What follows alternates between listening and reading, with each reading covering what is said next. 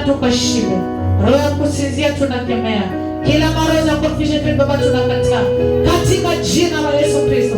Kristo tawala, Roho Mtakatifu tawala, na kwa jina la Baba na la Mwana na la Roho Mtakatifu nimeomba na hata na kuamini.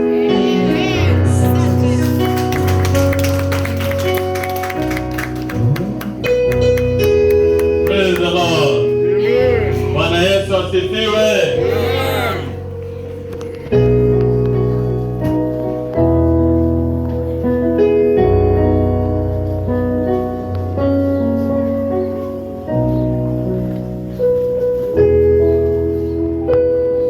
Nimefurahi sana kuwa hapa leo. Nimefurahi kuwaona. Nimefurahi mmetengeneza madhabahu mpya. Nimefurahi sana. Mjipigieni makofi.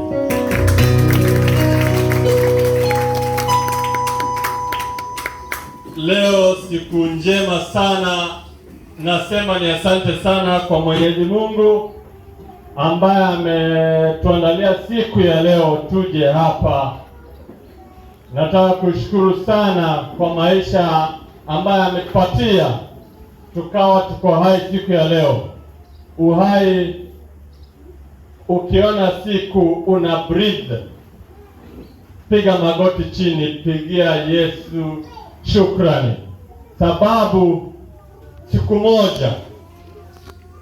siku moja mzee ambaye ni 98 years old alikuwa amepelekwa hospitalini, alafu akawa na ugonjwa wa kubreathe, ile uzito, ile difficulty in breathing. Basi akawekwa kwa oxygen.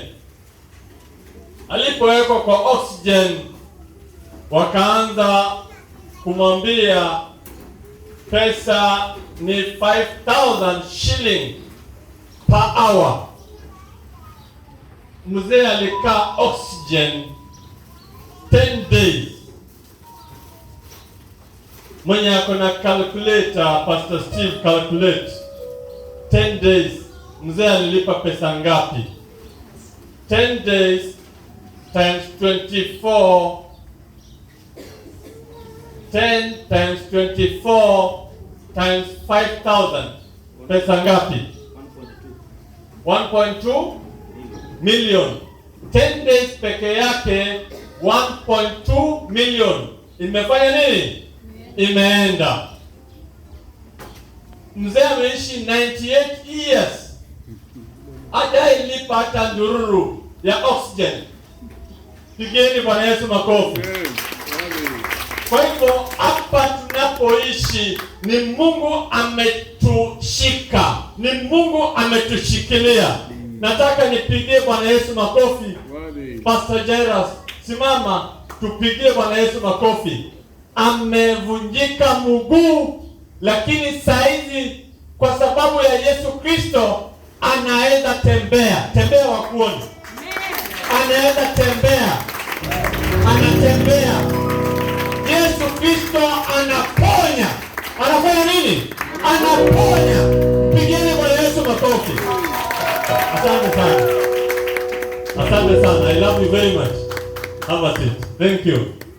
Nataka mpigie Pastor Bettina makofi mzito, sababu amechukua mamlaka ile amepewa na Yesu kufanya tumekaa vile sisi tuko hapa, sababu ya maombi zake. Pigeni yeye makofi. Pastor, asante sana. Asante sana sana. Nataka leo tuende tu mbele za Mungu, tumwambie asante Yesu Kristo. Asante kwa uzima.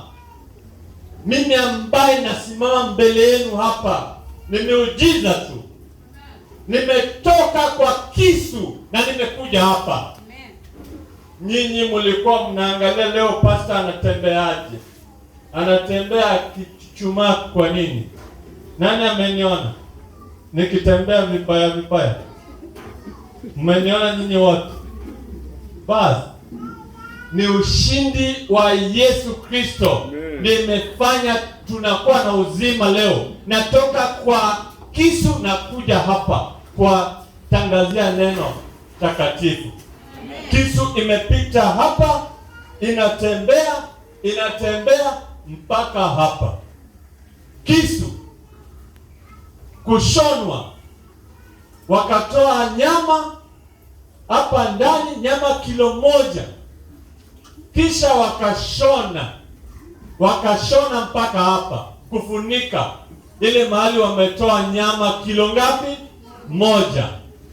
Pigeni Bwana Yesu makofi. Kwa hivyo twende chini.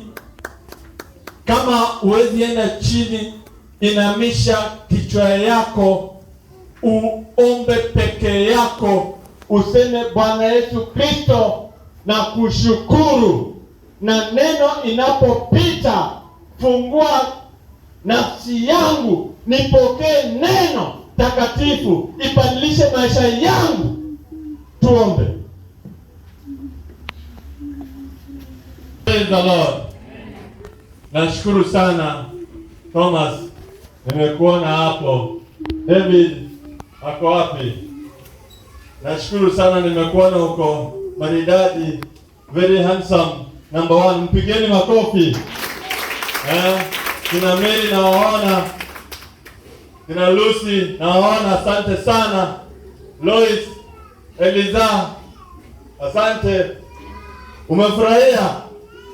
Nafurahia. Kina Linet, nafurahi sana. Kina Ann, Geoffrey, nafurahi. Elda Omok, nafurahi sana. Nafurahi sana kukuona. Morris, nafurahi sana kukuona. Nafurahi sana. Peter, nafurahi. Alice, nafurahi kukuona. Ann, nafurahi kukuona sana. Pastor Steve, nafurahi kukuona sana. Pastor Jairus, endelea kushika imani. Osabenya, nafurahi kukuona. Na Pastor Bettina, nafurahi kukuona pia. Leo nataka tuongee juu ya mambo mazito, mambo ambaye yatatubadilisha maisha, mambo ambaye ukayazingatia vizuri, utapata maisha yako yatabadilika na hayatarudi nyuma kamwe. Mbele daima, nyuma kamwe. Nikisema mbele daima, ujibu nyuma kamwe. Mbele daima, mbele daima. Maisha yako itaendelea mbele daima na haitawahi rudi nyuma milele na milele. Praise the Lord. Amen. Nashukuru kijana wangu James amekuwa na mimi hospitali usiku na mchana, na sasa ako hapa kutestify kwamba nimesimama hapa natoa ujumbe wa Bwana. Praise the Lord. Amen. Asanteni sana. Nataka mwenye anaandika aandike topic ya leo, faith. Tumeanza saa 6:19. Wewe umekaa, mimi nimetoka kisu natembea. Usiniambie uko na haraka. Ukiona ninaanguka chini, basi kuja ubiri mahali nitakuwa nimefikia. Sababu mimi nimetoka kisu. Wewe hujatoka kisu, sio? Basi nitakuwa na nguvu za mami. Nimekuona sana. Asante sana ndugu yangu. Bado nakumbuka ile mahubiri ulituhubiria ile siku, haijatoka. Asante sana ndugu yangu, asante sana na asante sana. Basi andika faith, imani, then uandike righteousness, then uandike repentance. Andika hizo 3. Nataka tusome Hebrew 11 verse 1 alafu ruka up to 6. Thomas Kiswahili haraka. Tunataka tutembee. Last time nilipokuwa hapa tulienda tukasoma Thessalonica, 2 Thessalonica tulisoma, tukaona chapter 3, tukasoma verse 3, tukaruka verse 6. Ikawa tunaongelea mambo mazito. Tuliongelea mambo mazito yenye inatuongoza. 2 Thessalonians chapter 3, usome verse 3 uruke verse 16. Inasema ya kwamba the Lord will protect you from evil always. Then 16 inasema the Lord Almighty God Himself give you peace by all means, always, all the time. Kwa Kiswahili nasema nini? Mungu mwenyewe. 16 nasema nini? Na Mungu mwenyewe anakupa nini? Waebrania 11 mstari wa 16. Lakini sasa waitamani nchi iliyo bora. Thessalonians, 2 Thessalonians chapter 3 verse 16. Inasema nini? Wacha nikupe microphone. Tasoma kwa uwezo wa Bwana. Na Bwana wetu Yesu Kristo mwenyewe na Mungu Baba yetu aliyetupenda akatupa faraja ya milele na tumaini. Faraja ya milele na nini? Tumaini jema. Na tumaini njema na nini? Katika neema. Umesoma 2 Thessalonians chapter 3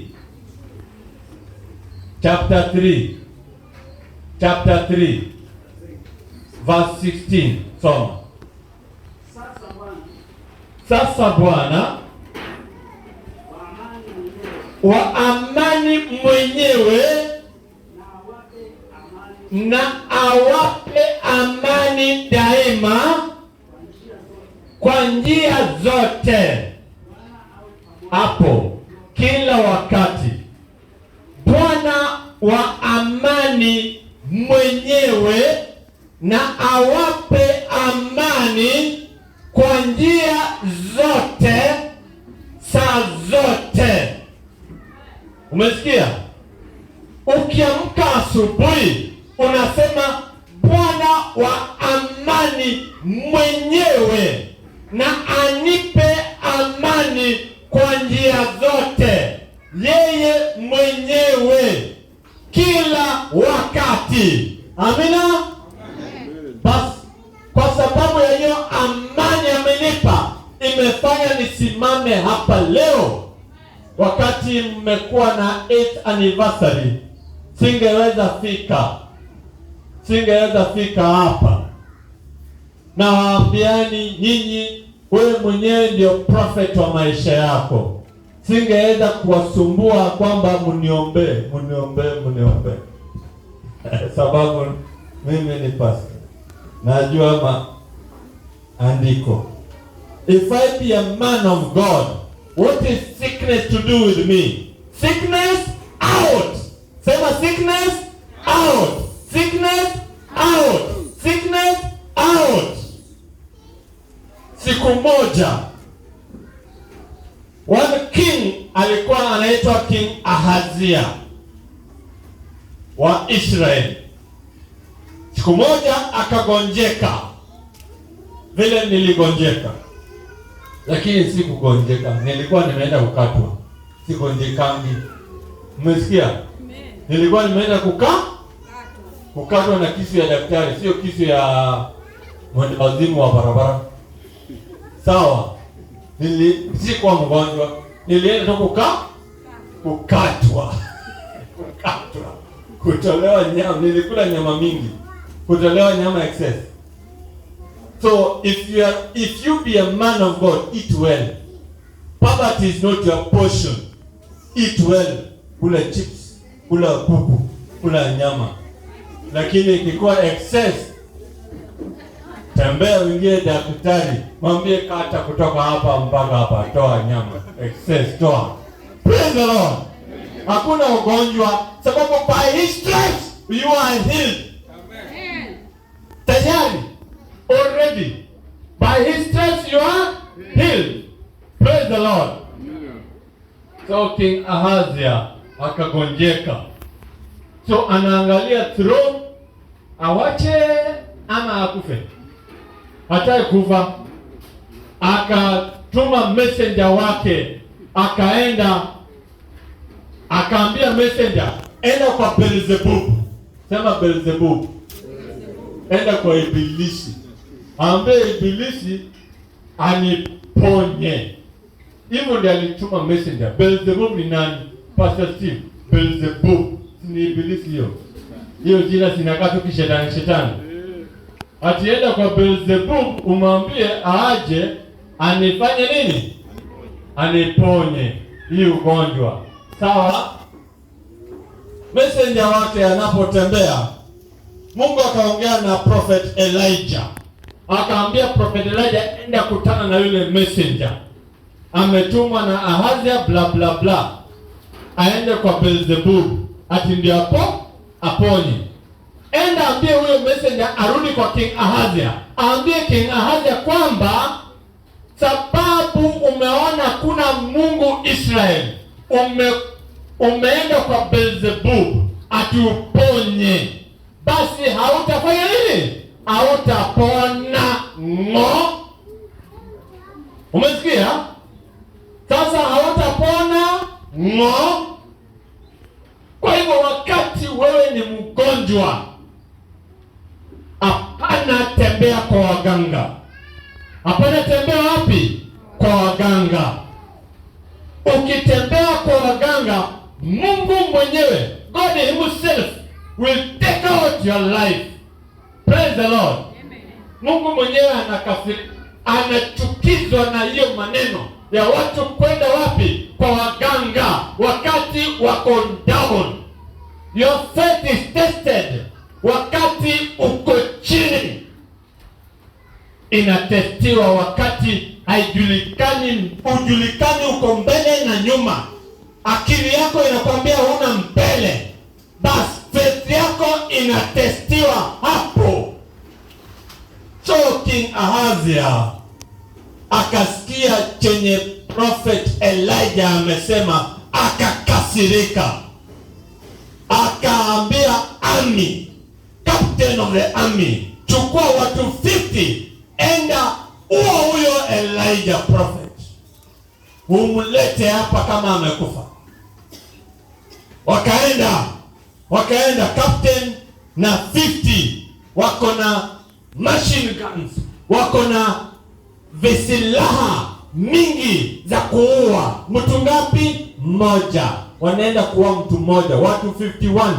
Captain mmoja na watu ngapi? 50 soldiers.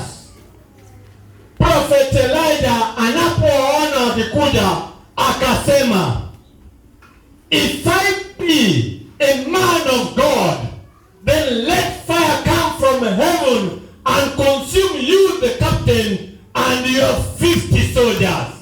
Then immediately fire came from heaven and consumed the captain and his army of 50. Mara moja wakakufa. Praise the Lord. Imani kama hiyo ndio inatakikana ukuwe naye. Wewe ukiwa nabii wa Bwana, wewe ukiwa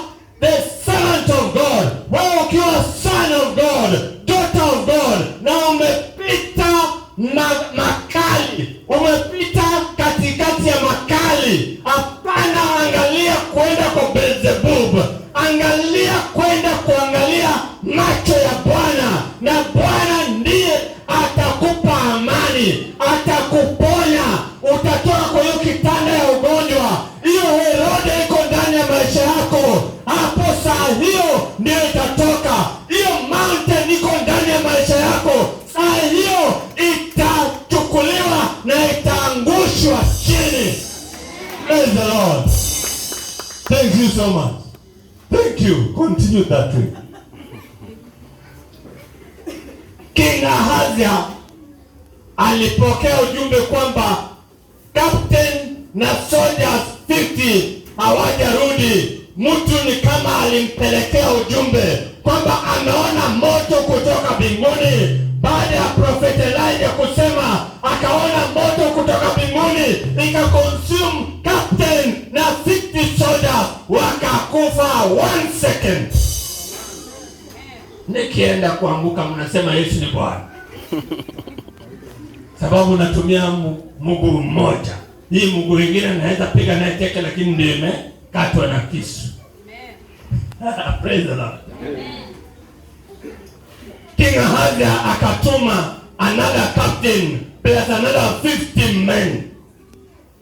Wanaenda na chariot na ligangala kubwa. Ligangala ni hii mishale na masword na manini na bunduki na AK-47 na MI6 na nini imeshaundwa na Amerika. Wakabeba wote, wakaenda kuwa mtu ngapi? Mmoja. Akafika kwa Prophet Elijah. Prophet, nimekuja kukuchukua ukiwa umekufa, tunakupeleka mwili yako ionekane na King Ahazia. Prophet Elijah akasema, if I be a man of God, let fire come from heaven and consume you and your 50. Then kabla hajaweka full stop, moto ikatoka juu mbinguni, ikakuja pwa na ikakonsume pwa. Weka base. Wakati moto inakuja unaweka base. Moto ikakuja ikakonsume yeye captain na wale soldiers ngapi? 50 walikufa wote. Ujumbe ikaenda tena kwa King Ahazia kwamba wale pia wamekufa. Sasa wamepoteza watu 102. Sababu captain ni wangapi? 2. Na soldiers ni wangapi? 100. Wote wakafanya nini? Wamekufa. Na moto kutoka wapi? Pwa! Umesikia? Thank you. So what happened? King Ahazia akatuma captain mwingine na watu ngapi? 50. Huyu captain alikuwa wise. Alikuwa nini? Wise. Akaenda akanyenyekea. Wacha nikuambie, maadui zako watakuja mbele yako, watapiga magoti chini, wakikupembeleza, wakishajua you're a true man of God and you're worth on fire. Watakuja kuinama mbele yako, wakikuomba msamaha, wakikuomba usiwaangamize. Praise the Lord. Captain mmoja wa 3 alikuwa mwerevu. Twende kwa 2 Kings chapter 1. Tusome. Hii story iko pale. Sasa tusome. Wacha Mungu aongee na sisi. Thomas, 2 Kings. Enda pale haraka. Haikuwa kwa mpango yangu, sikuwa nimeandika hiyo. Hiyo imekuja tu. Praise the Lord. Amen. Glory to the Holy Spirit of God. 2 Kings. Twende haraka. Hiyo nimekwambia haikuwa wapi? Chapter 1 hapo. Tunaitafuta sasa. Nilikuwa naongea tu. Tuangalie kama iko. Hiyo ilikuja tu. haikuwa kwa mstari yangu. Mami, haikuwa kwa mstari. Tuangalie kama iko kweli ama uongo. Sawa? Aya, Pastor Jairus anasema 2 Kings chapter 1 verse ngapi? 14. Tuangalie tuone.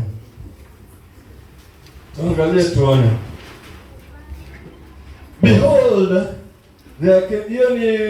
hiyo ni ameangamiza wangapi? Mimi nataka ile sasa ameangamiza, anataka kuangamiza ile wa pili, alafu ile watatu wakikuja wakamwomba msamaha. Haya, soma. Anza hapo 13 tuendelee. Wafalme wa pili 1:13. Ama anza 12. 12 inasema. Ama 11. 11 inasema. Inasema nini? Akatuma tena akida 50 mwingine pamoja na 50 wake. Wakamwendee. Akajibu akamwambia, ewe mtu wa Mungu, mfalme asema, shuka upesi. 12. Eliya akajibu akamwambia, ikiwa mimi ni mtu wa Mungu, na ushuke moto kutoka mbinguni ukuteketeze wewe na 50 wako. Moto wa Mungu ukashuka kutoka mbinguni ukamteketeza yeye na 50 wake. 13 inasema, tena akatuma akida 50 watatu, hiyo ni ya pili, sio? Endelea. Pamoja na 50 wake. Yule akida wa 50 watatu akapanda, akaenda akapiga magoti mbele ya Eliya. Tuko kwa huyo watatu, sio? Huyo watatu akawa mwerevu sana. Akajua wa kwanza walikufa na 50 wake. Jeshi ya pili captain akakufa na 50 yake. So watu wangapi wangeangamizwa na moto? Watu 102. So hii ya tatu, captain ya tatu na watu 50 wake majeshi wakaenda, lakini captain akawa mwerevu. Yeye akafika akapiga magoti chini. Akasema nini? Endelea. Akaenda akapiga magoti mbele ya Eliya, akamsihi sana, akamwambia, mtu wa Mungu, nakusihi roho yangu na roho ya mtumishi wako hawa 50 ziwe na dhamani machoni pako. 14 inasema, tazama moto ulishuka kutoka mbinguni ukawateketeza wale akida wa 50 wawili na wa kwanza pamoja na 50 wao wa pili. Laiti sasa roho yangu na iwe na thamani machoni pako. 15 inasema, malaika wa Bwana akamwambia Eliya, shuka pamoja naye, usimwogope. Akaondoka akashuka pamoja naye hata kwa mfalme. 16 wakafika kwa mfalme. Akamwambia, Bwana asema hivi, kwa kuwa umetuma wajumbe waulize kwa Beelzebubu mungu wa Ekroni, Beelzebub shetani mwenyewe, Ekroni, je, ni kwa sababu hapana Mungu katika Israeli? Uulize neno lake. Kwa hiyo utashuka katika kile kitanda ulichokipanda, bali hakika utakufa. Na je, alikufa hapo mbele? 17 inasema, basi akafa. Simama hapo. If I be a man of God, if you be a man of God, msemo wako, tabia zako, mienendo zako zikule straight. Zikule nini? Nisome Joshua 1. Endelea mbele. Mungu anamwambia nini? Mungu anaongea face to face, one on one na Joshua. Anamwambia nini? Joshua chapter 1. Endelea na sauti kubwa.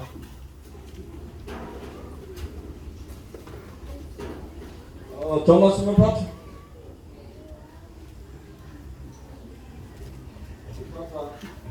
Nataka mtu mmoja kuja nisaidia hapa. Joshua. Pastor. 1.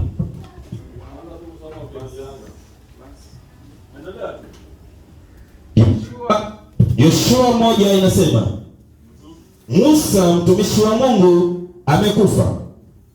Haya basi, ondoka, vuka mto huu wa Yordani, wewe na watu hawa wote, mkaende hata nchi niwapayo wana wa Israeli. 2 imesema, samahani, hiyo ni 2. 3 inasema, kila mahali zitakapokanyaga nyayo za miguu yenu nimewapa ninyi, kama nilivyomwapia Musa. 4, tangu jangwa hili na mlima huu Lebanoni mpaka moto ule mkubwa, mto wa Frati, nchi yote ya Wahiti, tena mpaka bahari ile kubwa upande wa machweo ya jua, hapo ndipo patakapokuwa mpaka wenu. 5, apata kuwa mtu yeyote atakayeweza kusimama mbele yako siku zote za maisha yako. Kama nilivyokuwa pamoja na Musa, ndivyo nitakavyokuwa pamoja na wewe. Sitakupungukia wala sitakuacha. Afanye nini Joshua? Endelea. 6 inasema, uwe hodari na moyo wa ushujaa, maana ni wewe utakayewaridhisha watu hawa nchi hii niliyowapia baba zao ya kwamba nitawapa. 7, uwe hodari tu na ushujaa mwingi, uangalie kutenda sawasawa na sheria yote aliyokuamuru Musa mtumishi wa Mungu. Usiache kwenda mkono wa kuume au wa kushoto, upate kufanikiwa sana kila uendako. Simama hapo.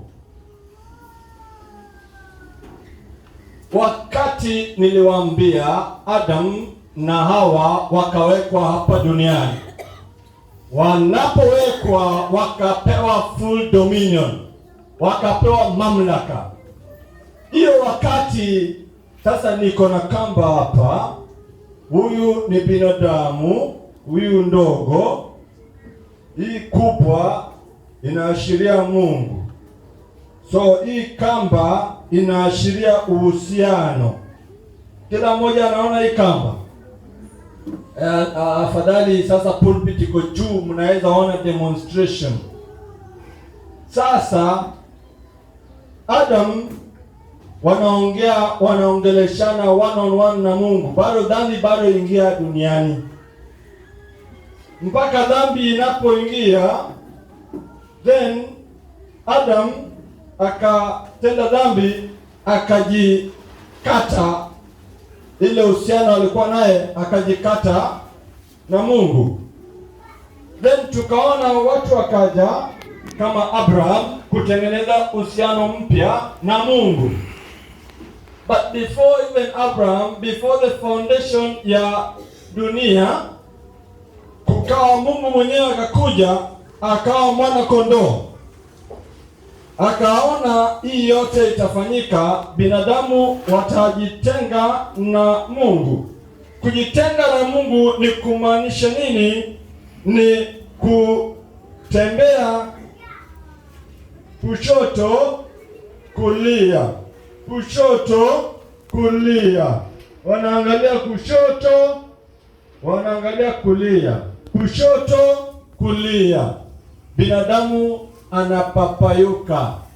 Kupapayuka ni binadamu haendi straight kama hii kamba.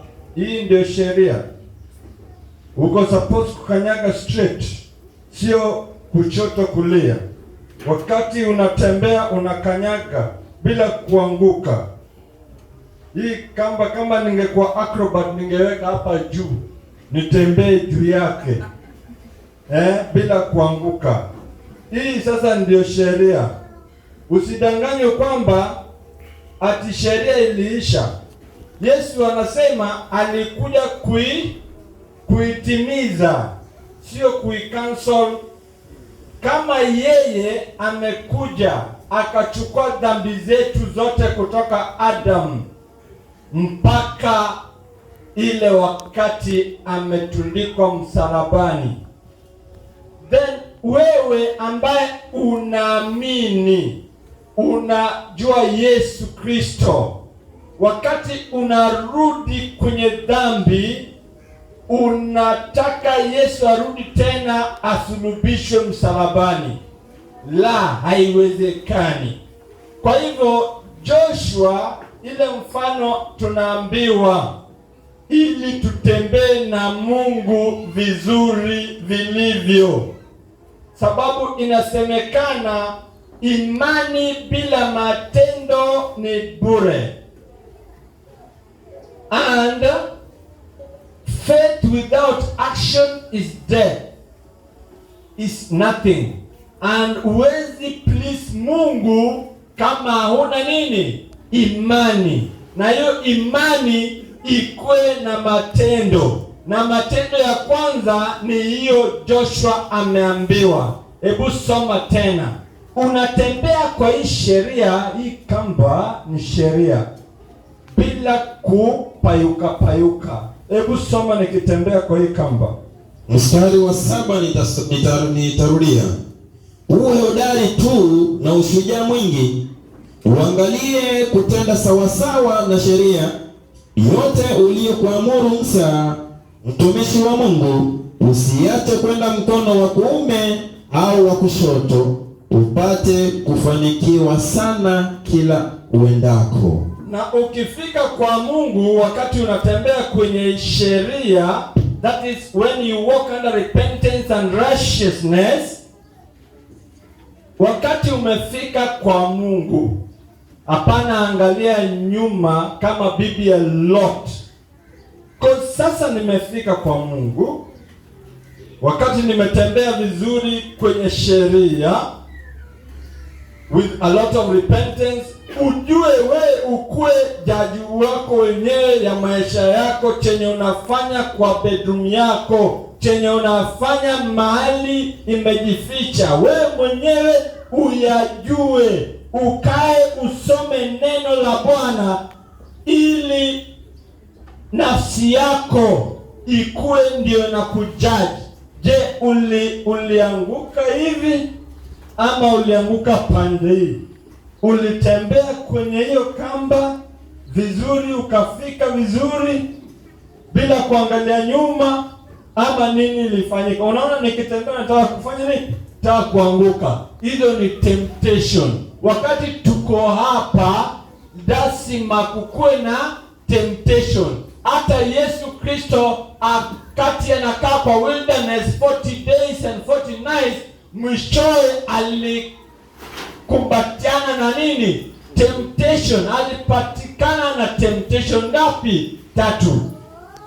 Ibilisi anasema, Yesu anachukua neno, anamjibu na neno. Anasema ingine, Yesu anachukua neno, anamjibu na neno. Hii neno, Joshua anaambiwa kaa ndani ya hii neno. Kaa ndani ya hii neno bila kuangalia kushoto wala kulia, bila kuanguka mpaka ufike mwisho. Ndio Paulo anasema, anapofika mwisho anasema, I have fought a good fight. Amen. I have fought a good fight of faith. So there is a reward awaiting me. Sababu amemaliza kazi yake kwa imani. Angalia nyuma tena. Ushanielewa? Inasemekana most of Christians wanataka tukue hapa, tukuje to preach prosperity. Utapata mamilioni kesho. Watoto wako watakuwa mamillionaires. Oh, praise the Lord. Na mnasema amen. Hiyo sio mahubiri nitakuja kujifanya nihubiri hapa. Wakati umetembea kwenye neno, Joshua anaambiwa nini? Hapo ndio kitu itatokelezea. Soma hapo mbele. Mstari wa 8 unaendelea kusema, kitabu hiki cha Torati kisiondoke kinywani mwako, bali yatafakari maneno yake mchana na usiku, upate kuangalia kutenda sawasawa na maneno yote, ya Mungu. Alafu yaliyoandikwa humo. Yes. Maana ndipo utakapoifanikisha njia yako, ndipo utafanikisha njia zako zote. Seek ye first the kingdom of God and his righteousness, ndio after that utapata prosperity.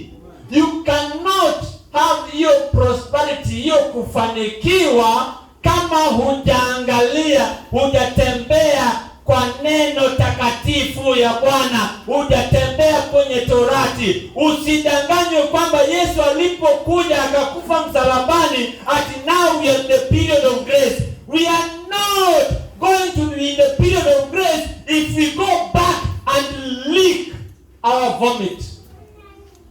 Tumekuwa kama umbwa wenye wametapika. Wakina nani, mimi nimeona umbwa ametapika alafu akabadilika akakula. Nani ameona? Mimi nimeona. Tangu nilizaliwa nimeona mara mingi. Pastor Steve umeona?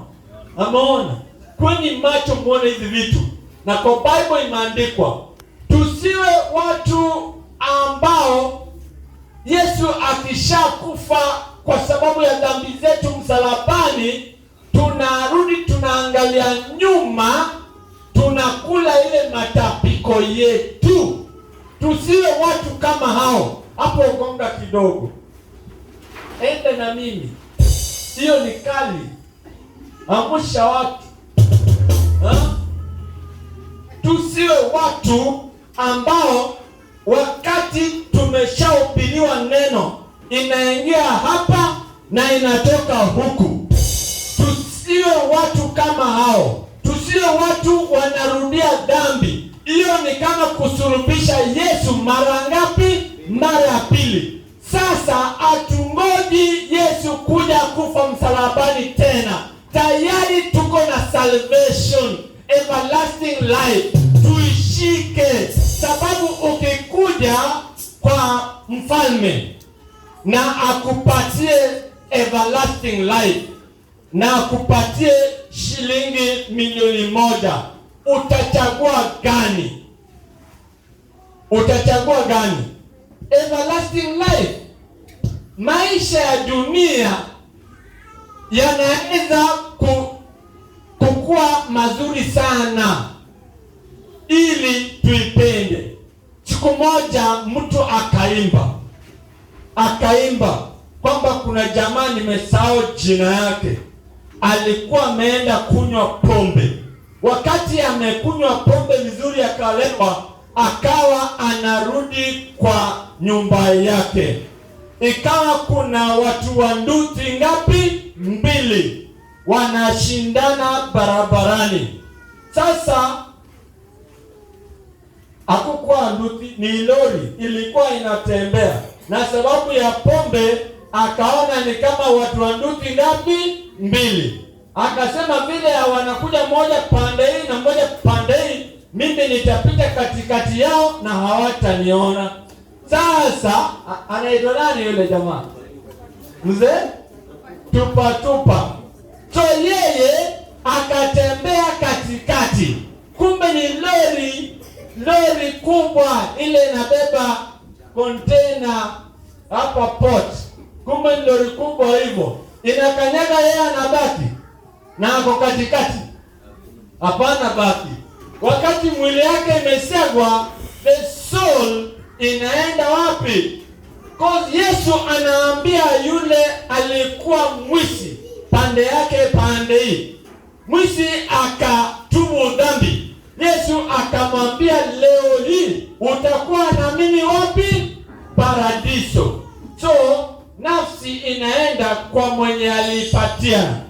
Lakini sasa huyu mwizi mali yake anaenda akaambiwa judgment saa hiyo, watu wakisikia yake itaenda wapi? Paradiso. Lakini yule mwingine alikuwa pande hii ya left, haendi paradiso, yeye anaenda wapi? Jehanamu. Kuna mambo mangapi? Mawili. Paradiso unaenda tu wakati wewe ni kama yule mwizi, unatambua dhambi zako, unatambua huyu Yesu ambaye anasulubishwa katikati ni nani, alafu unachukua yeye, unaingia ndani yake, anaingia ndani yako, ndio unaingia na yeye wapi? Paradiso. Bila hiyo jehanamu ndio inakungoja. Bila kutambua dhambi zako, bila kutambua Yesu ni wapi inakungoja? Jehanamu, moto wa milele. So mzee Tupatupa akafika, akapokelewa na malaika. Malaika akamwambia leo umefika siku mzuri. Leo tutakupeleka tour. Pande hii utaona na pande hii utaona. Mzee Tupatupa akapelekwa pande gani kwanza? Akapelekwa jehanamu. Akapata kule kuna warembo, watu wana dance bongolo, watu wana dance na kuna warembo na chupa iko, watu wanakunywa. Akaona na ni kuzuri huku. Akaambiwa basi twende pande ile ya paradiso. Kufika paradiso akasema, akapata malaika wamesimama, wanasema Hosanna to the highest. Hosanna, praise the Lord. Hosanna, praise the Lord. Na wazee 24 wanaabudu wakisema Hosanna, you are worthy, you are the Alpha and the Omega, the beginning and the end. Wanarudia hizo maneno, wanaimba nyimbo ya Musa na mwana kondoo kila wakati mbele ya the throne of God. Akaona hao wako na huzuni sana, hawa dance. Akaambia malaika, nirudishe kule ndio iko na muonjoyo, kuna enjoyment, nirudishe kule. Akauliza tena, umechagua gani? Umechagua kule? Basi kama umechagua kule, basi mimi nitakurudisha kule. Akarudishwa huku. Aliambiwa ukichagua ni hiyo, hakuna uchaguzi mwingine. Alipofika akapata moto, watu wanalia, shetani mwenyewe anachomeka, watu wanalia. Akauliza, kwani ilikuwa nini? Ile wakati kulikuwa na topolo, kulikuwa na muziki hapa, imeenda wapi? Kulikuwa na wanawake wako na urembo, walikuwa na dance. Nini imetendeka? Akasema si umechagua, nenda. Moto wa milele. Wewe ni kama Tupatupa leo. Uchaguzi wa imani inatakikana ufanye. Wewe ni kama yule mama amebleed. How many years? 12 years. So Jairus akawa na msichana ako 12 years pia. So Jairus akaenda kwa Mungu. Jairus unajua anataka Mungu afike kwa boma yake. Anataka kuenda kuonyesha watu wa village, hata mimi naweza leta president. Umesikia? Hata mimi naweza leta mfalme kwangu. So Yesu akakubali. Okay, twende. Wanatembea hii barabara. Yule mwanamke amebleed. Hii bleeding ya kila wakati. Yeye amebleed. Sio siku 5. Miaka ngapi? Fanya hesabu kwa ile mathematics yako. Can you do 12 times 365? 12 times ni ngapi? Nataka tujue na masiku, ndio kila mtu ajue leo. 4,380 days.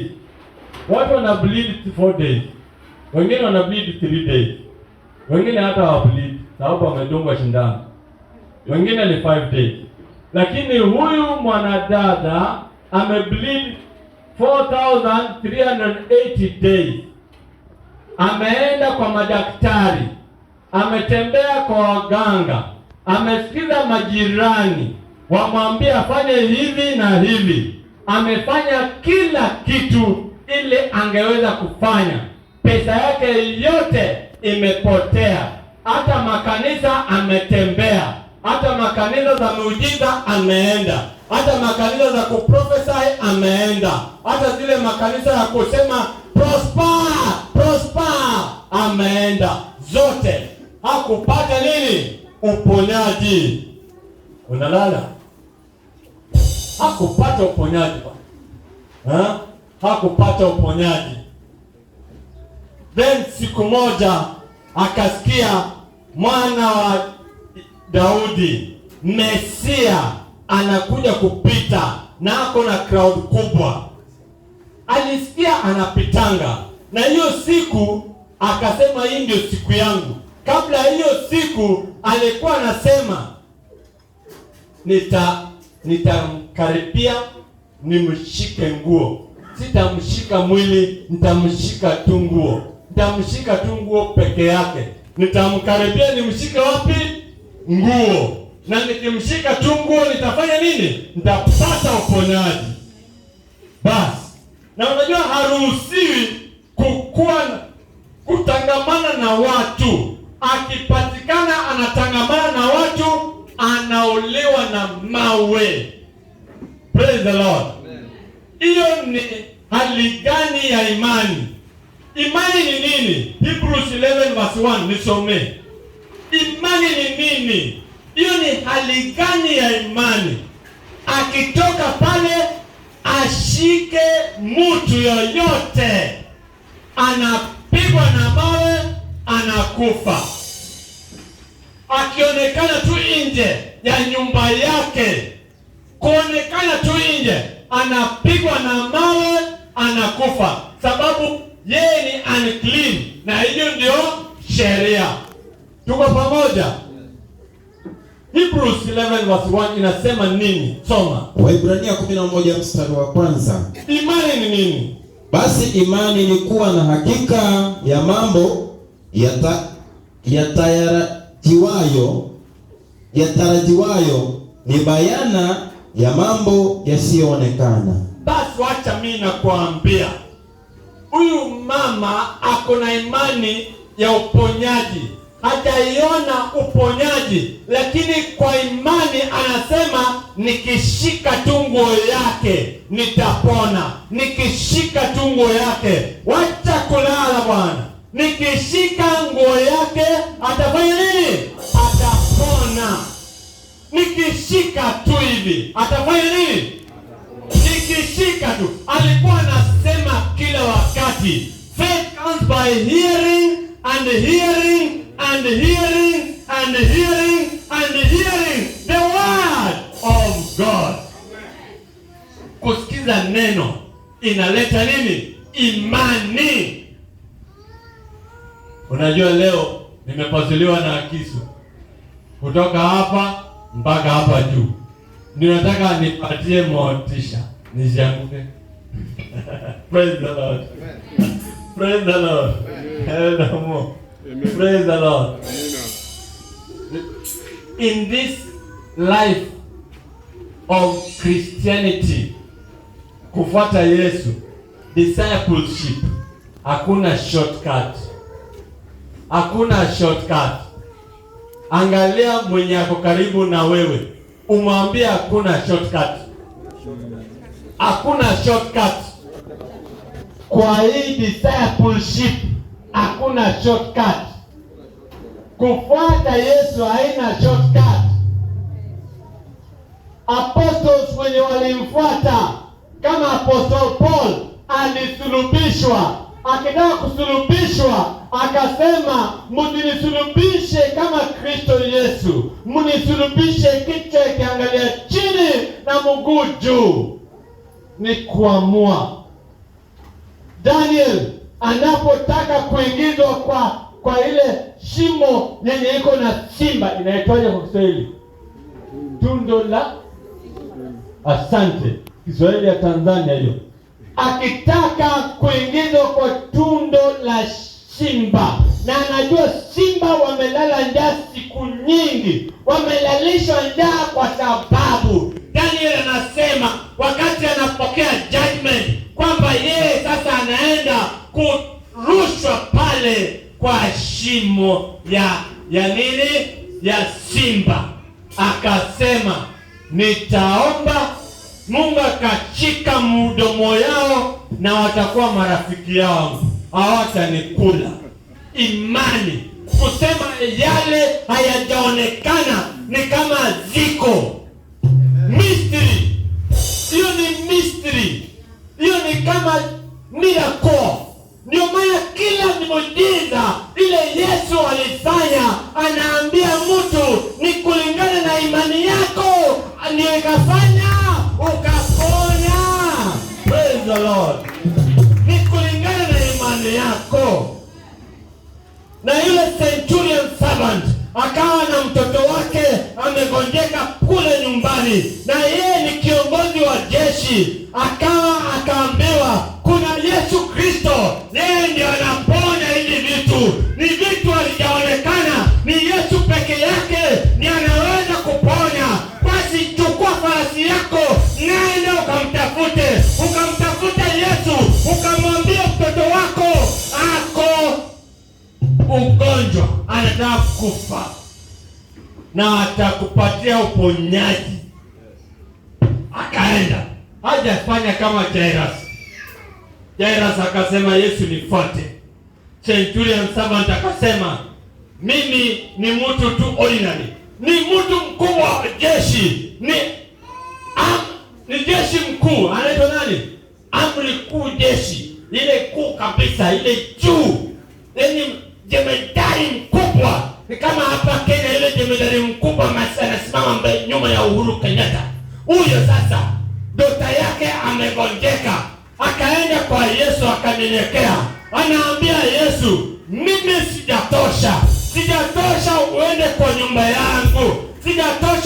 kwa nyumba yangu, mimi mwenyewe najua mamlaka iko namna gani, najua domini iko namna gani. Nikisema huyu soja aenda huku na anaenda, nikiambia huyu enda huku na ataenda na atatimia ile kitu nimesema aende afanye. Kwa hivyo wewe uko, mimi niko chini ya mamlaka yako. Wewe sema tu, magonjwa yote ziko chini ya mamlaka ya Yesu. Magonjwa yote ziko chini ya mamlaka ya Yesu. Alafu centurion servant akamwambia Yesu, nena tu jambo. Nena jambo, na mimi naamini hii wakati unaponena na mtu wangu ambaye mtoto wangu ambaye ni mgonjwa atapona. Akanena jambo. Imani yako, sijaona imani yako Israeli mzima, dunia mzima, sijaona imani yako. Na huyo hakuwa mwanafunzi wa Yesu, huyo alikuwa jemedari wa vita. Hakuwa mwanafunzi wa Yesu na ako na imani kushinda wanafunzi wote. Praise the Lord. Osafini. Omba pastor. Nguvu isishe. Bado kuna neno. Kisu imetoka hapa mpaka hapa, na bado kuna neno. Praise the Lord. Bado kuna neno. Wacha nikwambie, Yesu akasema ametembea tangu dunia iumbwe mpaka leo, because Jesus was there from the foundation. Before the foundation, he was never created. John 1:1 inasema nini? Hebu soma. Yesu amekuwa Jamani, soma raka. Yohana 1:1 inasema, hapo mwanzo kulikuwa neno. Hapo mwanzo kulikuwa neno. Naye neno alikuwa kwa Mungu. Neno alikuwa ni Mungu. Naye neno alikuwa ni Mungu. Neno yeye akakuwa ni Mungu tu bali. Alafu 2 inasema, nao mwanzo ulikuweko kwa Mungu. Yes. Vyote vilifanyika kwa huyo. Kila kitu imeumbwa kupitia hiyo neno. Alafu wala asipo yeye hakikufanyika chochote kilichofanyika. So yeye ni jemedari wa kila kitu. Sababu hakuna kitu iliumba isipopitia mkono yake Yesu. Yeye ni jemedari wa, ako na mamlaka ya kila kitu. Akisema inatendeka. Alafu kisha nini ikafanyika? 4 inasema, ndani yake ndimo ulimokuwa uzima, nao ule uzima ulikuwa nuru ya watu. Ngoja, ndani yake iko uzima. Na hapo ndani ya uzima kuna nuru. Kuna nini? Nuru. Na mahali kuna nuru hakuna giza. Centurion kama atakaelewa hiyo neno kwamba huyu ambaye anaongea na yeye ndiye ako na uzima. Na ndani yake kuna nuru. Na ndani ya nuru hakuna giza. Akasema taja neno. Taja tu nini? Neno. Taja tu neno na mtoto yangu atakuwa uzima. Mtoto yangu ataamka kitandani na atakuja kusifu neno, kusifu jina lako. Mimi nikawaambia Yesu, taja neno. Na niamke hapa, na niende Likoni, na nihubiri neno. Amen. Singeweza kuvaa nguo. Singeweza kuvaa nguo. Hakuna nguo ningeweza kuvaa. Sababu unavaa wapi? Unavaa wapi? Nguo unavaa wapi? Wapi zile peni zimeenda wapi? Mtilete pete wapi? Kuna joto ama namna gani? Ziletwe ipepete watu ili wakati neno inapita kusikuwe na sweating. Umesikia? Centurion servant. Kuna servants wake wanajeshi walibaki huko nyumbani. Wakampigia simu, wakamwambia, hapana sumbua Bwana. Hapana sumbua Bwana. Sababu mtoto yako tayari ni mzima. Akawauliza, alikuwa mzima time gani? Akasema ile time saa 7. Na akaangalia time saa 7. Na akaangalia hiyo time ndio alikuwa mbele ya Yesu akiongea. Akasema praise the Lord. Neno inaleta uhai. Alisema tu neno. Alitamka kwa neno kwa imani. Ikaleta uhai. Amen. Jairus, sio wewe. Bila Biblia. Akaenda kwa Yesu akamwambia, enda na mimi moja kwa moja, nyaunyo kwa nyaunyo. Tembea na mimi, leo tunaenda kwa pomba yangu. Mimi nimetosha. Uko supposed kuingia ndani kwa nyumba yangu. Kanena na Yesu. Akasema hii lazima ukamu. Hii lazima ufanye nini? Ukamu. Aya. Alafu Yesu akakubali. So anatembea na yule mwanamke hawezi onekana nje. Hawezi onekana akishika mtu. Lakini crowd ilikuwa kubwa. Watu thousands and thousands, hundreds of thousands wanafuata Yesu. Wanafuata Yesu. Wengine wanamgonga. Steve, kuja nikugonge. Kuja hapa. So Steve, tutembee hapa. Tutembee hapa. So mimi ni crowd. Crowd na huyu ako mfano Yesu, tunataka kutembea hivi. Wengi walikuwa wanamgonga tu hivi. Wanamgonga tu hivi. Wanamgonga tu hivi. Wanamgonga tu hivi. Lakini yule mwanamke akakuja hivi. Steve, rudi tena. Alikuwa na gonga hivyo na watu more than hundreds of thousands wanamgonga hivyo. Tembea. Mimi ni yule mwanamke sasa. Mwanamke amejifunika sura asionekane. Mtu asimtambue sura. sababu akitambulika sura atapigwa mawe na hiyo crowd iko hapo na atakufa hapo. So funika macho, kuja hapa waone vile alifunika. Kuja, funika kabisa, funika, ukue blind, usione mbele. Wewe uone tu hapa chini, usione mbele. Kidogo hii ione chini pekee. Hii yote umefunika. Haya, Steve ndio Yesu na mimi ni crowd. Wewe kuja unashika longi kama unajificha. Unashika longi ya Steve. Mimi ni crowd. Sorry. Yes. Mimi ni crowd.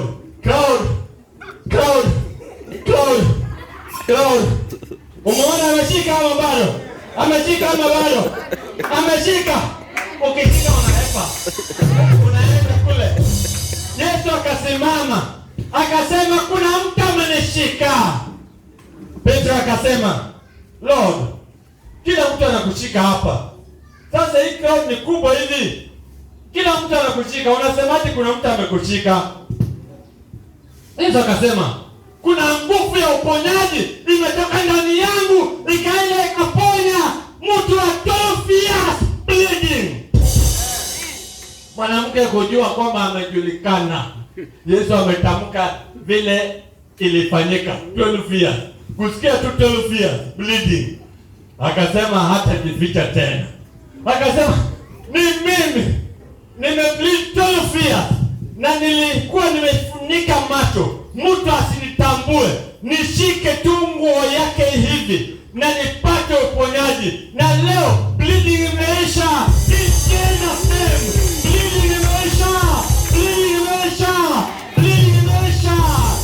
By his stripes we are healed. Kwa kupigwa kwake mjeledi tumepata uponyaji.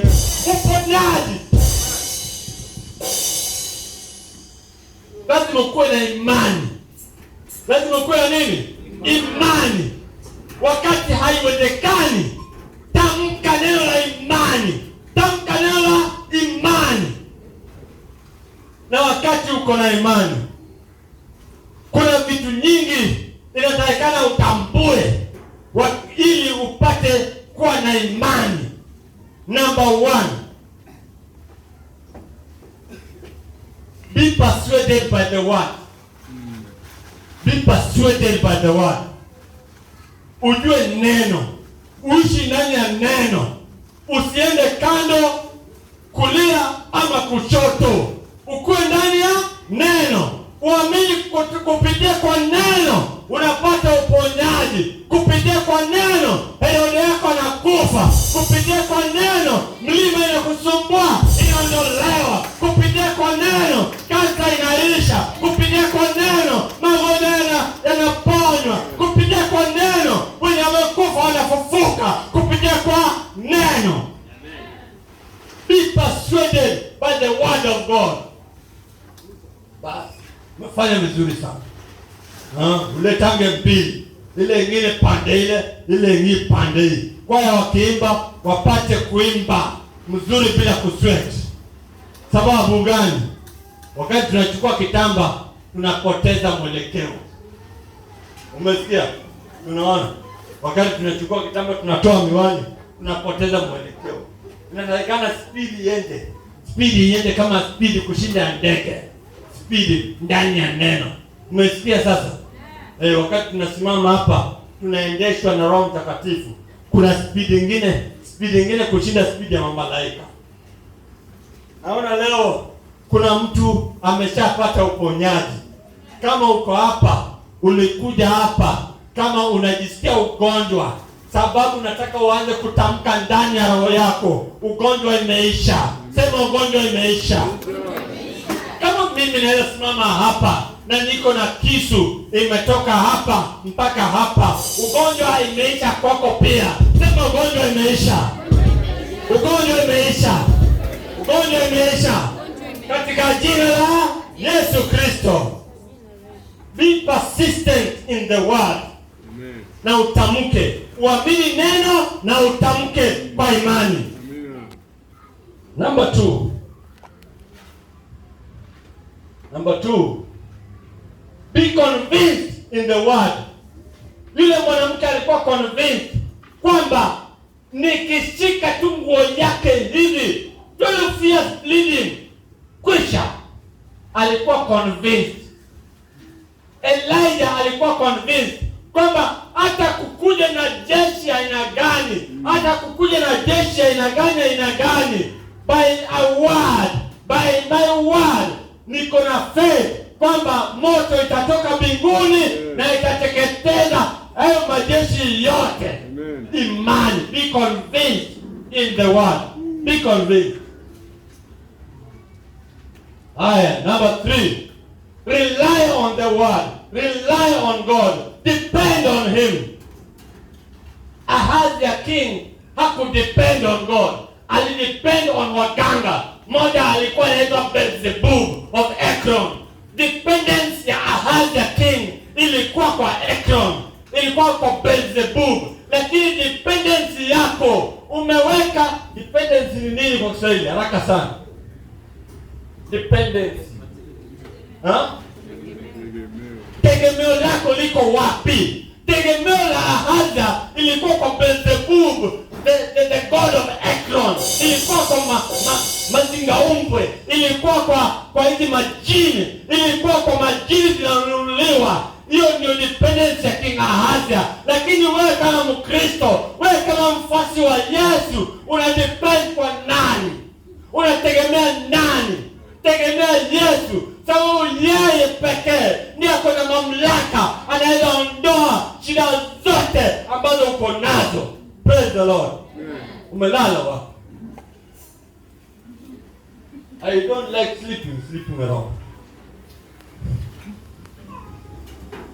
Number 4, be consistent, be loyal to what you believe. Leo unasema nimepona.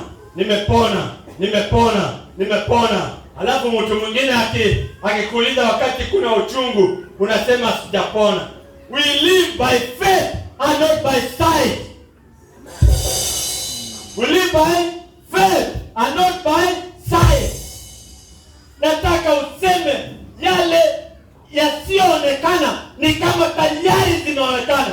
Kama wewe ni mwanadada na unataka kushika mimba, unataka kupata mtoto, anza kununua nguo za mtoto, anza kununua nyonyi, weka kwa nyumba. Weka kwa nyumba. Anza kununua mabesheni, anza kujaza vitu kama manguo ndani ya nguo yako. Anza kutembea hivi, tembeanga hivi. Hata kama ni miaka 2, tembea tu hivi. Wacha watu wakucheke kwamba wewe unabebanga mimba ya miaka 2. Wacha wakucheke. And the right time of God. Amina. Yes.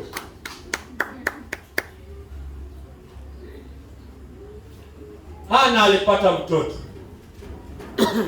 Hana alipata nini? At the right time. Alichekwa na Penina. Alichekwa sana na Penina, lakini Hana akapata mtoto. At the right time, Mungu atakupatia mmoja, na hiyo mmoja itakuwa one blow 10-0.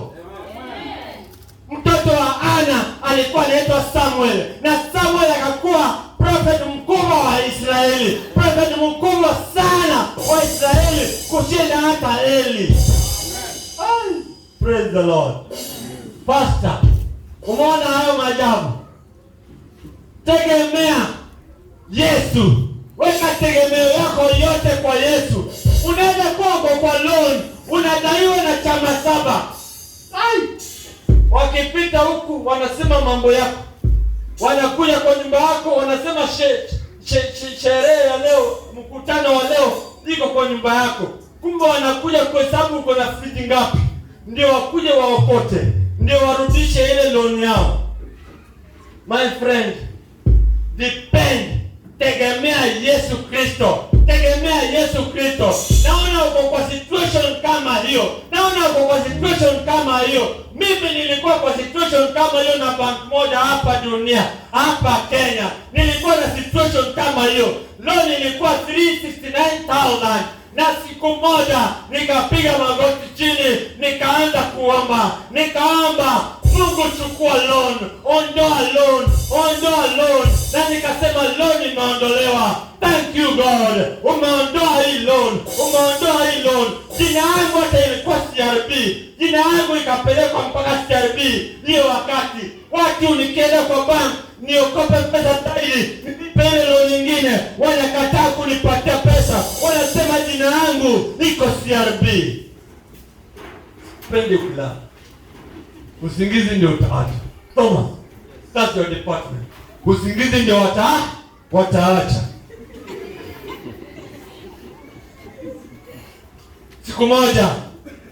Siku moja sasa nikaenda bank nyingine. Hiyo bank ikasema enda utoe jina yako CRB. Enda utembee kwa zile mabanks walikupeleka jina yako CRB. Enda watoe jina yako, ulete CRB certificate, ndio tutakupa loan ujenge ile kitu unataka kujenga. Basi mimi nikapiga magoti chini, nikasema midnight, nikasema Mungu, leo nikiamka asubuhi saa 12 loan yangu yote ile nimepelekwa CRB ikuwe zero. Nikaenda bank A, sitataja jina. Nikaenda bank A, nikapata certificate. Nikaenda bank B, nikapata certificate. Nikaenda bank C, nikapata certificate, na sijalipa hela hata ndururu. Praise the Lord.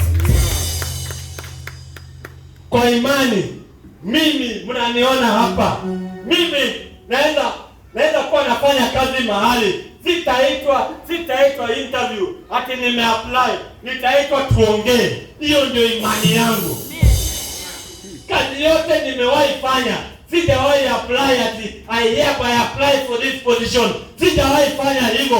Kwa imani mimi nakuanga nafanya kazi mahali, alafu nikifungua njia kwamba hii wakati imefika, kama saa hii ile kampuni nafanyia kazi, nimesema nafanya 10 years to come. Nafanya hapo 10 years. Na hakuna vile nitabadilisha nia, sababu nataka kufanya hapo 10 years.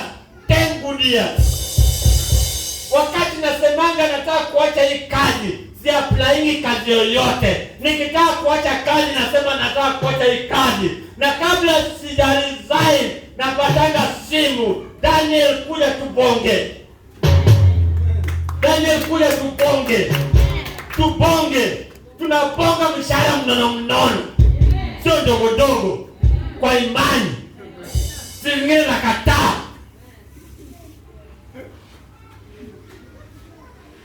Kazi zote zile nimepata inakuwa kwa imani. Zingine zinataka PhD, zingine zinataka masters. Sina masters na PhD, yangu ni Yesu. Depend on God. Masters na PhD yako iko wapi? Iko kwa karatasi inaweza chomeka, ama iko mbinguni? Depend on God. Na utaona imani yako inakupeleka mahali. Siku moja nimetoka crusade, umoja inako Nairobi. Nimetoka crusade, nimetoka kuhubiri neno, nimevaa suti. Huko mahali nilikuwa naenda kuhubiri, nikapewa fare. Sikuwa na gari, nikapewa fare ya 7,000, nikaweka wallet. Nikawa nimevaa suti kubwa sana, suti na metameta. Nikawa nimeshuka kwa Moina, nimeshuka City Stadium, nimekuwa nimekaa YMCA Shauri Moyo, kuna ghorofa hapo. Nilikuwa nakaa ndani. Nikatembea, nikafika Bama Market. Natembea na kumenyesha. Natembea hivi, naelekea YMCA, kwa gate ya YMCA, alafu ghorofa mahali nilikuwa nimekaa iko pande hii. Alafu nikaona wakora watatu, wamekuja na kisu, wanataka kunimaliza, na nimetoka neno. Ufunuo ilikuja 2012 kwamba siku moja utatoka neno, alafu utavamiwa na wakora, alafu tena utasema free in Jesus name. Na watakuwa statue, na utapenda katikati yao na watakuona, alafu utasema go in Jesus name, na watakimbia. Ukweli ikafanyika 2015. After 3 years. Say after 3 years. After 3 years. Nikaona ndoto live. Wakakuja, mimi nikakumbuka jambo moja iko kwa akili yangu kwamba freeze in Jesus name. Freeze, wakabeba. Ile ikoje? Leta mshale. Ndio hii. Wakabeba hivi, wanataka kuniua na panga wote watatu. Nikasema freeze in Jesus name, wakabaki hivi. Nikapita katikati yao. Baada ya kupiga step 10, nikasema go in Jesus name. Walikimbia putu. Aputo njini. Praise the Lord. Walikimbia ni kama wamesikia risasi. Walikimbia ni kama wamesikia bomu. Kumbe ni Yesu ndio bomu yangu. Yesu ndio silaha yangu. Depend on God. Depend on Him. Depend on God. Nilipofika kwa ghorofa, nikapata Mwangi ambaye alikuwa na shop hapo chini. Yeye ndio nilikuwa nimgongee hivi, afungue. Sababu mimi sina key ya gate. Mwangi kumbe ameenda Nyeri. Kumpigia simu ameshalala. Ameenda Nyeri. Nani saa 6. Nikamwambia Yesu, tuma funguo. Nifungue hii mlango. Sababu sio mahali unaenda kaa. Ni kama Kisauni, Mombasa. Sio mahali unaenda kaa upate kuishi kuona kesho. Utachinjwa kama mbuzi. Dakika 5, sema dakika 5.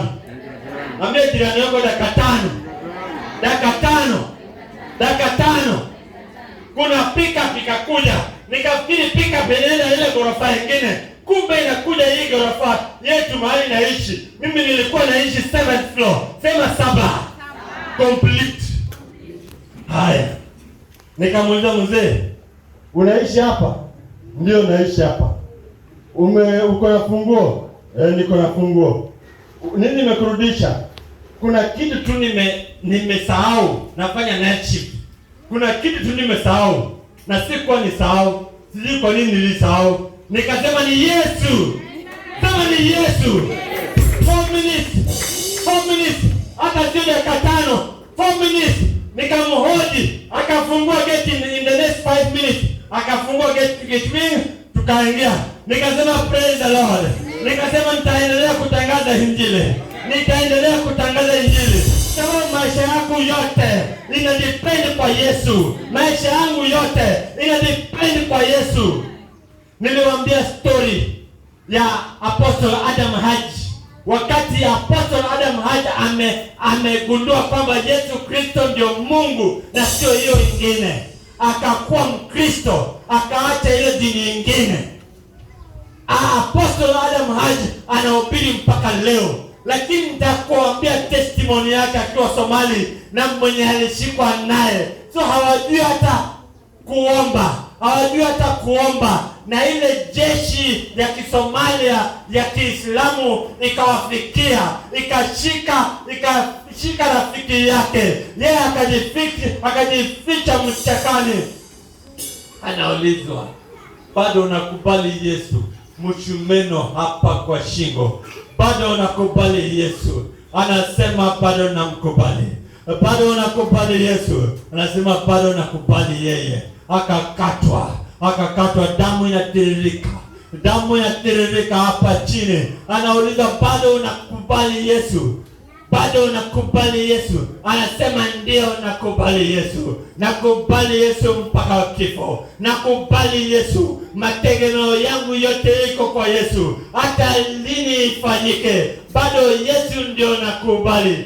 Hii dunia yote, watu wote wanaweza kukuacha, lakini iko mtu mmoja peke yake hapana wacha wewe, ambaye jina lake naitwa nani? Ni Yesu Kristo. Wakati uko mgonjwa, watu wote wanakutoroka. Hakuna mtu anatembelea wewe, hakuna mtu anatumia wewe hata PK. Lakini Yesu Kristo ndiye anaweza kuja akutembelee. Ndio maana anauliza, ako hapa leo, ako kwa dunia, ako kwa prison, Yeye ako hospitali. Anasema wakati nilikuwa mgonjwa hamkunitembelea. Wakati nilikuwa gerezani hamkunitembelea. Wakati nilikuwa sina chakula hamkunipea chakula. Tambua jirani. Tambua nafsi iliyo karibu yako. Ni nafsi ya aina gani? Umepewa nafasi kutembelea wagonjwa. Umepewa nafasi kuombea wenye wako gerezani. Hiyo ni nafasi umepewa leo. Umepewa nafasi ya kutembelea nyumba ya watoto mayatima. Umepewa nafasi kutembelea nyumba ya wazee, kuwanunulia sukari. Haijalishi ni kilo 2 ama nusu kilo. Nunua kulingana na uwezo yako. Wakati wa mwisho utaulizwa, nilikuwa niko njaa au kanitembelea? Yesu atakuuliza, nawe utamuuliza, Bwana, sisi tulikuwa tunangoja wewe tu, au kwa unaonekana, lakini atakwambia nilikuwa nimeonekana kila siku kutoka asubuhi mpaka usiku, 24/7 nilikuwa na wewe. Kumbe alikuwa ako jela, bado wewe tembelea yeye. Alikuwa ako njaa, wewe hapana patie chakula. Kumbe alikuwa hospitali, alikuwa ICU, wewe hapana ombea yeye, hapana tembelea yeye. Wataambia wewe, hata kama ulikuwa unaniita Lord, ondoka, sikujui, sababu matendo yako haikuwa kulingana na neno langu. Inasemekana not all those who call me Lord will inherit the kingdom of God. Sababu matendo inafuata imani. Matendo inafuata imani.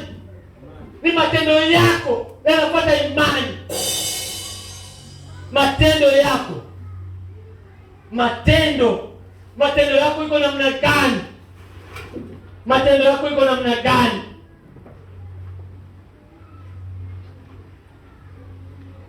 Tulifika namba ngapi? 4. Number 5. Be sure. No, tulifika number 4. Number 4, be consistent. Hiyo tumesema. Jambo ukisema usiseme opposite. Usiseme opposite. Sema mambo positive peke yake. Hapana ongea mambo negative. Ongea maneno positive kwa maisha yako, kwa maisha ya watoto wako, kwa maisha ya ndoa yako, kwa biashara yako, kwa kila kitu. Ongea positive. Number 5. Be sure. Be sure. Agree with the word. Have expectation. Number 6. Act now. Faith ni mambo ya now. Ni sahihi. Yule mama hakufikiria kwamba wacha apite leo, kisha atapita tena nitamshika. Faith ni habari ya now, sio ya kesho, sio ya baadaye. Now. Uko hapa. Watoto wanarudi shule Wednesday next week ama Tuesday. Hauna hata school fees. Haujui itatoka wapi. Haujui mahali itatoka. Wewe unafikiri kuongea na mwalimu mkuu, umwambie apokee mtoto bila hela. Hiyo ndio umefikiria ikafika hapo. Lakini nataka kukwambia matamko ya imani. Anza kutaja pesa ya school fees kuja kwa mkono yangu, nikupate by Saturday, nipeleke mtoto shule Monday. Pesa ya school fees na kuita mahali umejificha, kuja kwa mkono yangu, kuja kwa mfuko yangu saa hii. Nataka kukupokea by next Saturday, nipeleke mtoto wangu shule Monday in the name of Jesus Christ. Alafu uanze kusema Yesu Kristo anasema ni asante, nimepokea hela, nimepokea school fees, napeleka watoto wangu shule. Tuesday ikifika, watoto wangu wanaenda shule, nikilipa the whole term, shule itakulipa. Hiyo ndio talking positive. Be sure what you're talking. Wacha kubahatisha. Be sure. Don't be afraid. Joshua anaambiwa be courageous. Be courageous. Just be courageous. Be courageous. Walk in the word. Just rely on the word. Just depend on God. Be consistent. Kwamba hii vita yote, my servant Moses anaanza nini? Number 1, my servant Moses. Thomas, wacha kulala. Soma neno. Joshua 1 verse 1 inasema nini? My servant Moses. Are you a man of God? Are you a servant of God? Mungu anakuintroduce aje? Musa, Mungu anasema juu yake kwamba my servant Moses. Je, Mungu akikuangalia leo na imani ile uko naye, Mungu anakutaja aje? Anasema nini Mungu? Yoshua 1:1 inasema, ikawa baada ya kufa kwake Musa mtumishi wa Bwana, Bwana akamwambia Yoshua mwana wa Nuni, Yoshua mwana wa mtumishi wa Musa, ngoja, mtumishi wangu Musa. Soma vizuri. Nitarudia. Ikawa baada ya kufa kwake Musa mtumishi wa Bwana, Bwana akamwambia Yoshua mwana wa Nuni mtumishi wa Musa akasema. 2. Musa mtumishi wangu amekufa. Ngoja. Musa mtumishi wangu amefanya nini? Amekufa, amerest, amesleep. Elijah prophet anasema, if I be a man of God, let fire come from heaven and consume you and your 50. And immediately, instantly, moto ikashuka juu kutoka mbinguni, ikakonsume wanajeshi 50 na jemedari wao. Je, wewe unapojiangalia nafsi yako, unaweza kuintroduce aje mbele ya Mungu, ama Mungu anaweza kukuita aje? Ama kama hii kamba umejitenga na Mungu, ukarudi kwa ulimwengu, ukaacha Mungu pale, hapa uko kwa ulimwengu. Je, Mungu atakuintroduce aje? Nataka usimame kwa mguu yako, uanze kutafakari.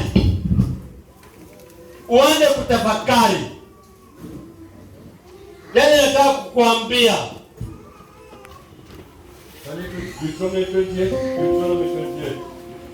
Deuteronomy 28. Check. I don't know. Check it. Deuteronomy 28. What is there? The Holy Spirit is talking about Deuteronomy 28. What is there?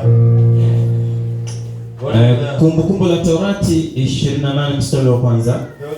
Itakuwa utakaposikia sauti ya Bwana Mungu wako, sikia sauti ya Bwana Mungu wako kwa bidii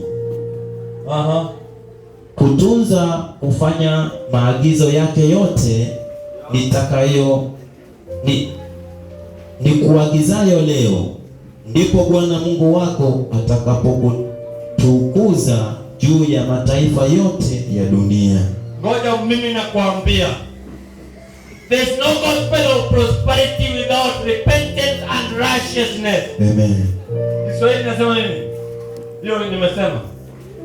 There is no gospel of prosperity without repentance and righteousness. Hakuna injili. There is no gospel of prosperity. Hakuna injili ya mafanikio without repentance and righteousness. bila kutubu na njia za utakatifu. Mungu anasema nini? Rudia Deuteronomy 28 verse 1. Nitarudia kusoma. Itakuwa utakaposikia sauti ya Bwana Mungu wako. Utakaposikia sauti ya Bwana Mungu wako. Anasema nini? Kwa bidii kutunza kufanya maagizo yake yote. Kutunza kufanya maagizo ya Mungu yote. Ni kuagizayo leo. Sio ufanye moja uache 9. Ufanye zote, maagizo zote. You have to know that what is your life. Life yako iko namna gani? Umetembea namna gani? Mielekeo yako iko namna gani? Umetembea kwa righteousness ama umetembea kwenye dhambi? Alafu upige magoti chini ndani ya nyumba yako, ufunge mlango, alafu tubu dhambi zako, alafu useme thank you Jesus for your blood that was shed at Calvary. Alafu useme kutoka leo naishi in righteousness. Soma. Nataka kuwapatia baraka. Nitaendelea kusoma. Soma. Ndipo Bwana Mungu wako atakapokutukuza juu ya mataifa yote na dunia. Sema 2 nasema. Ngoja kidogo, tunataka kwenda pole pole.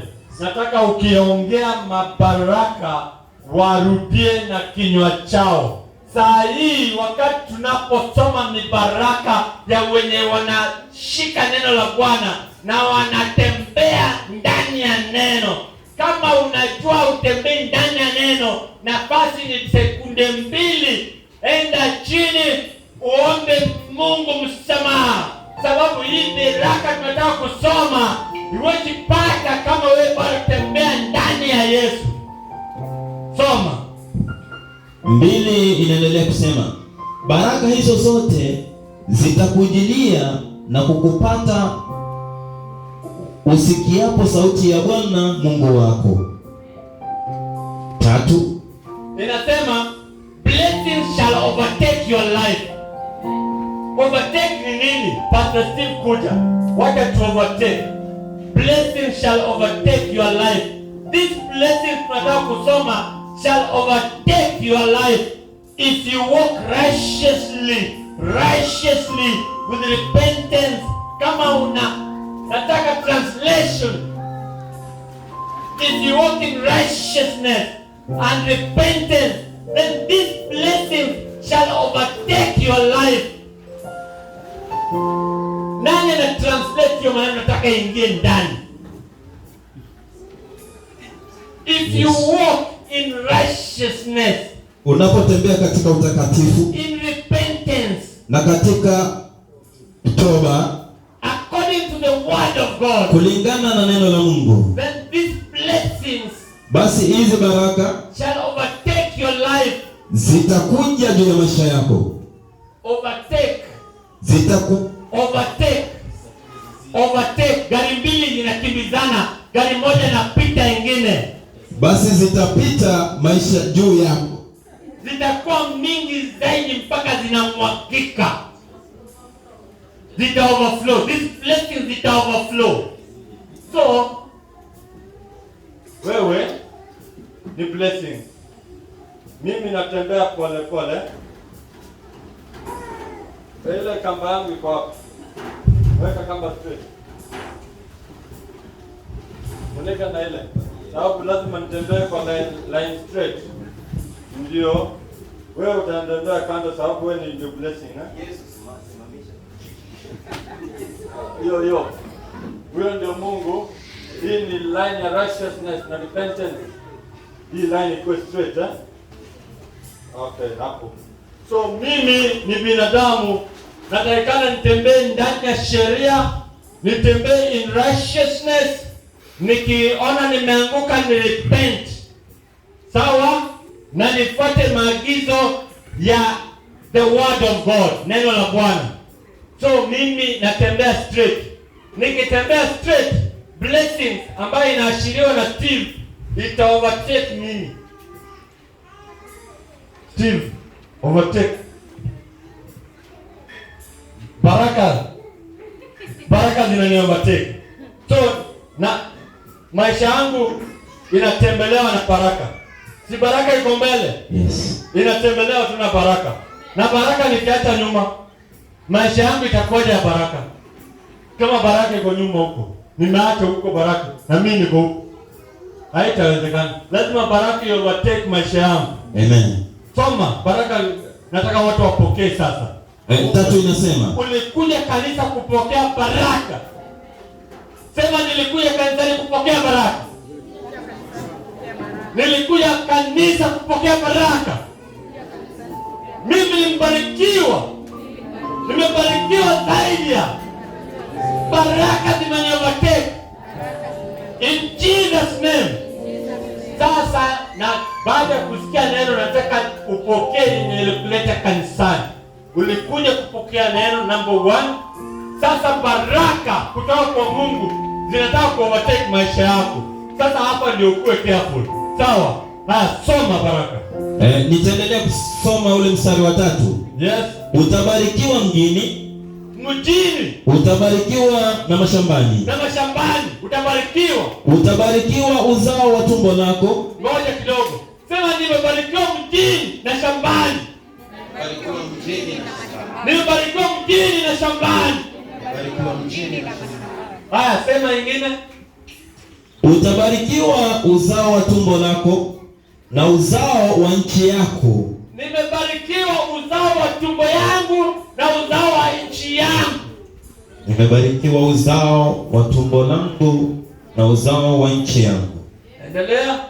Na uzao wa wanyama wako wa mifugo. Uzao wa mifugo yangu yote imebarikiwa. Mbona msiseme kwa nguvu? Hakukuja kupokea baraka? Mlikuja kupokea baraka ama mtaki? Muongee na sauti ama nitaambia Roho Mtakatifu apos. Hakuja siku nyingine. Soma vizuri. Nitarudia kusoma. Utabarikiwa uzao wa tumbo lako na uzao wa nchi yako na uzao wa wanyama wako wa mifugo. Sema wakirudia. Next. Mrudie nyuma. Next. Maongeo ya ng'ombe wako na wadogo wa kondoo zako. Litabarikiwa kapu lako na chombo chako cha kukandia unga. Utabarikiwa uingiapo, utabarikiwa utokapo. Bwana atawafanya adui zako wainukao juu yako kupigwa mbele yako. Watakupokea kwa njia moja. Watatokea kwa njia moja alafu watatawanyika njia ngapi? Sasa maadui wakakuja kwa Prophet Elijah. Hamjaona imetefanyika hivyo? Wamechomwa na moto kutoka wapi? Hata watume mara ngapi? Bali inachomeka, sio? Amini hizi mabaraka. Soma.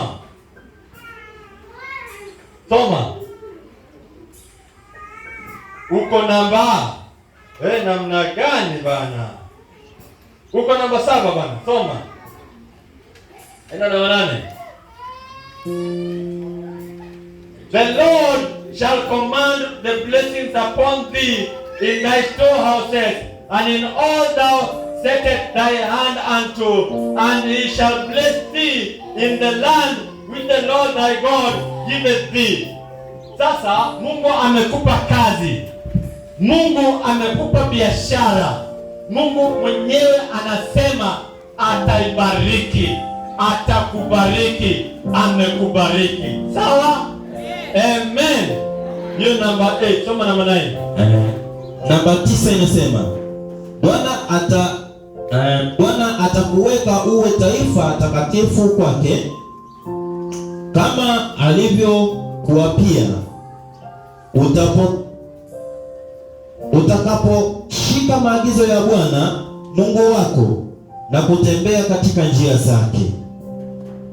10 inasema na mataifa yote ya duniani watakuona umeitwa kwa jina la Bwana, nao watakuwa na hofu kwako. 11.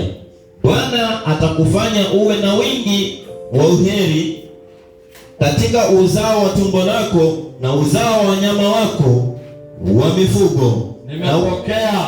Sema umepokea. Na uzao wa nchi yako katika nchi Bwana aliyowaapia baba zako kwamba atakupa. Namba 12. Namba 12 inasema, Baraka za mvua. Atakufunulia Bwana hazina yake nzuri, nayo ni mbingu, kwa kutoa mvua ya nchi yako kwa wakati wake, na kwa kubarikia kazi yote ya mkono wako, nawe utakopesha mataifa mengi, wala hautakopa wewe. Sema nitakopesha mataifa. Nitakopesha mataifa. Ninakopesha mataifa. Nitakopesha mataifa. Nishakopesha mataifa. Nishakopesha mataifa. Baraka za kukopesha ni zako. Ni zako. Pesa zako zitakuwa double, triple, quadruple, zitafanya nini? Zitaongezeka. Tuko pamoja? Baraka zitakuovertake kwa maisha yako. Sasa nataka muje karibu.